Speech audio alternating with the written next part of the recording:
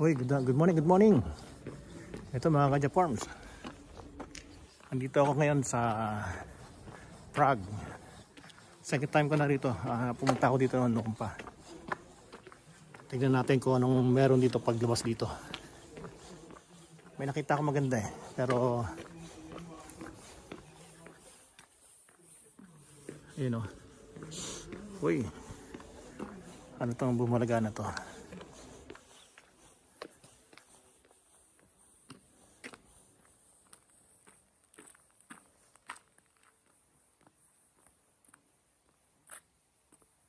Ano kaya building to?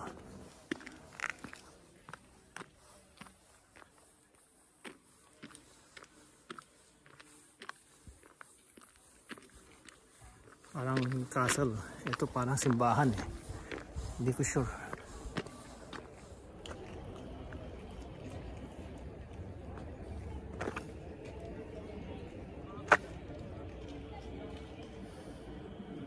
Doon ako pupunta. Mga vintage na sasakyan pang ano ng tourist.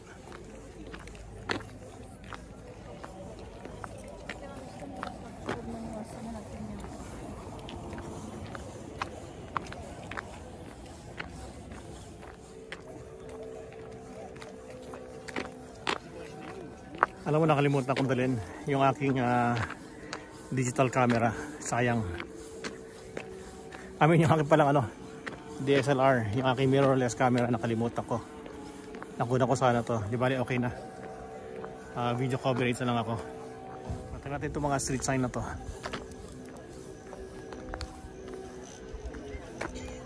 Loretta, Martinik Palace, Stravosky Cluster, Loretta, Pradsky Shaharad, Krostel, hindi ko alam yan.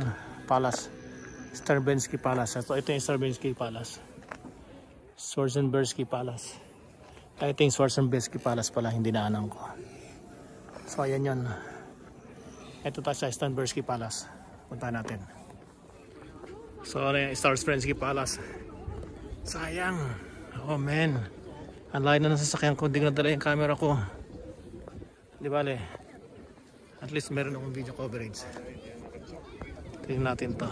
Yung mga guard. Tayo mga guard ng palace.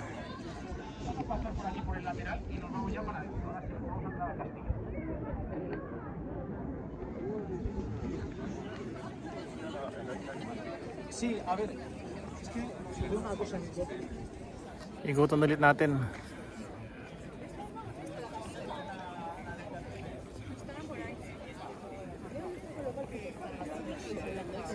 Tingnan natin yung view ng Prague.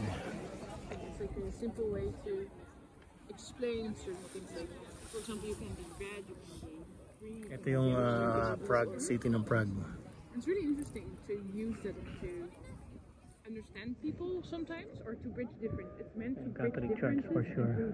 To know how people prefer to communicate and not put them in like little boxes. How do you? Uy, may nakita ko Starbucks. And then if you like that one, you can say like, okay, I prefer if you would use Starbucks these kind coffee. of things. So for my internship, the company I did that, it was called Insights, and it was basically Carl Jung, the psychologist, and on this color theory, and you filled in the test. Bumaba ako. Ito mo to. Yung kalsada nila made of yung mga bricks.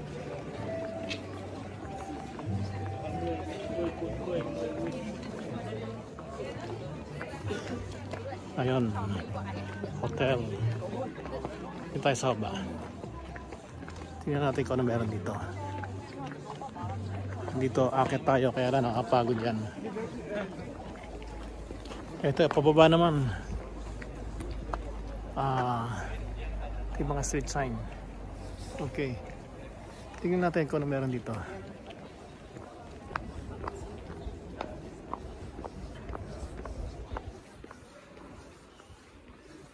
Ayun o. Ganda rito. Ngayon ko na napuntahan to. Nung last na pumunta ako dito iba yung napuntahan ko eh. Although maganda rin yon, pero this is something really very beautiful.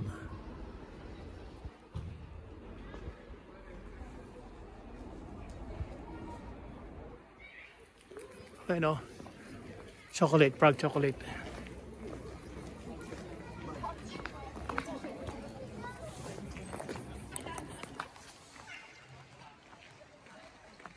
Wooden Age, Hotel Red Lion.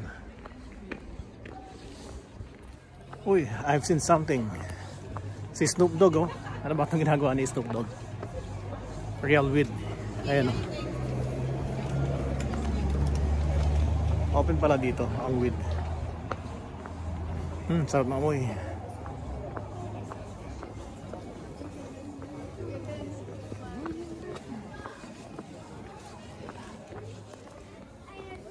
Ayun, oh. Uy, eto pa, isa pa. Mga ka-Japorms, oh, cannabis.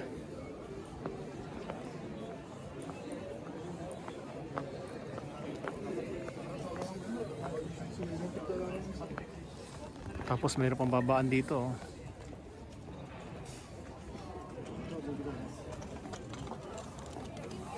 Grabe, ang ganda pala dito. Hindi nakababa doon. Uy, mga souvenir shop dito.